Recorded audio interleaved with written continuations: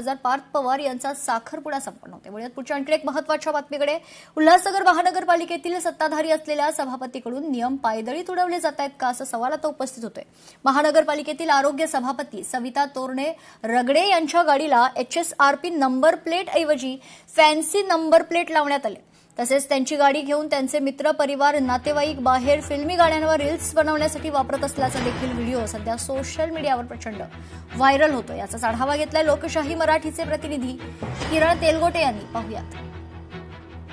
राज्य सरकारकडून HSRP हा म्हणजेच आपण जर पाहायला गेलं तर हाय सिक्युरिटी जे नंबर प्लेट असते ते राज्य सरकारने जो नियम आहे तो वाहनांना लागू केलेला आहे। मात्र आपण जर पाहायला गेलं तर चक्क उल्हासनगर महानगरपालिकेतील काही सभापती जे आहेत त्यांच्याच गाडींवरती हा म्हणजे नंबर प्लेट जी आहे ती आपल्याला दिसत नाही। नंबर प्लेट आपण जर पाहायला गेलं तर कुठल्याही प्रकारचं नियमांमध्ये ही नंबर प्लेट जी आहे ती आपल्याला दिसत नाहीये।